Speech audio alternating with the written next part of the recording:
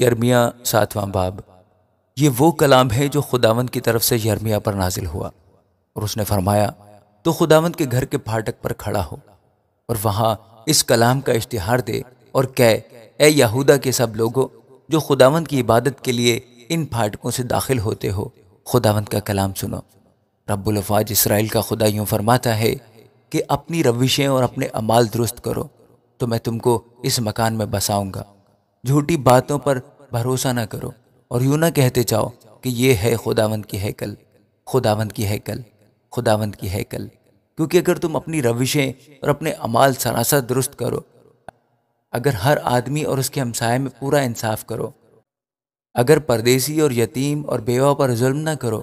اور اس مکان میں بے گناہ کا خون نہ بہاؤ، اور غیر معبودوں کی پیروی جس میں تمہارا نقصان ہے نہ کرو، تو میں تم کو اس مکان میں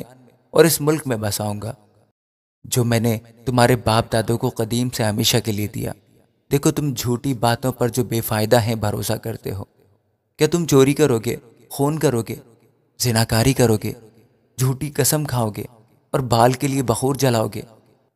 اور غیر معبودوں کی جن کو تم نہیں جانتے تھے پیروی کرو گے، اور میرے حضور اس گھر میں جو میرے نام سے کہلاتا ہے آ کر کھڑے ہوگے اور کہو گے کہ ہم نے خلاصی پائی تاکہ یہ سب نفرتی کام کرو؟ کیا یہ گھر جو میرے نام سے کہلاتا ہے تمہاری نظر میں ڈاکوؤں کا غار بن گیا؟ دیکھ، خداوند فرماتا ہے، میں نے خود یہ دیکھا ہے، بس اب میرے اس مکان کو جاؤ جو سیلا میں تھا، جس پر پہلے میں نے اپنے نام کو قائم کیا تھا، اور دیکھو میں نے اپنے لوگوں یعنی بنی اسرائیل کی شرارت کے سبب سے اس سے کیا کیا۔ اور خداوند فرماتا ہے، اب چونکہ تم نے یہ سب کام کیے، میں نے بر وقت تم کو کہا اور تاکید کی، پر تم نے نہ سنا، اور میں نے تم کو بلایا پر تم نے جواب نہ دیا۔ اس لیے میں اس گھر سے جو میرے نام سے کہلاتا ہے، جس پر تمہارا اعتماد ہے، اور اس مکان سے جسے میں نے تم کو اور تمہارے باپ دادا کو دیا، وہی کروں گا جو میں نے سیلا سے کیا ہے، اور میں تم کو اپنے حضور سے نکال دوں گا، جس طرح تمہاری ساری برادری افرائیم کی کل نسل کو نکال دیا ہے۔ بس تو ان لوگوں کے لیے دعا نہ کر اور ان کے واسطے آواز بلند نہ کر، اور مجھ سے منت اور شفاعت نہ کر، کیونکہ میں تیری نہ سنوں گا۔ کیا تو نہیں دیکھتا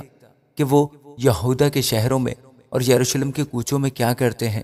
بچے لکڑی جمع کرتے ہیں اور باپ آگ سلگاتے ہیں، اور عورتیں آٹا گوندتی ہیں تاکہ آسمان کی ملکہ کے لیے روٹیاں پکائیں اور غیر معبودوں کے لیے تپاون تپا کر مجھے غضبناک کریں۔ خداوند فرماتا ہے، کیا وہ مجھ ہی کو غضبناک کرتے ہیں؟ کیا وہ اپنی ہی رسیاہی کے لیے نہیں کرتے؟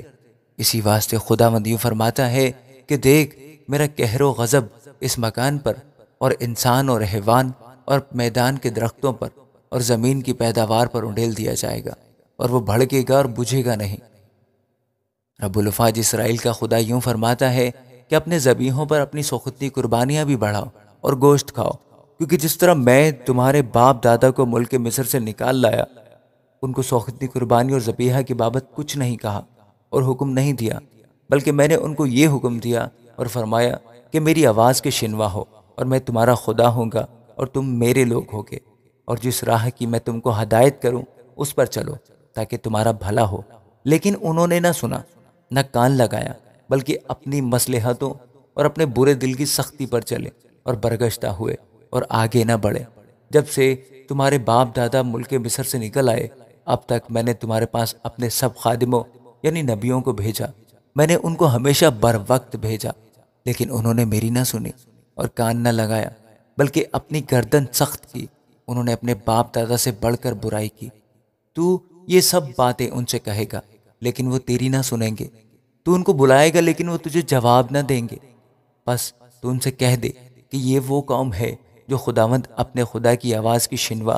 اور تربیت پذیر نہ ہوئی، سچائی نیست ہو گئی اور ان کے منہ سے جاتی رہی۔ اپنے بال کاٹ کر پھینک دے اور پہاڑوں پر جا کر نوحہ کر،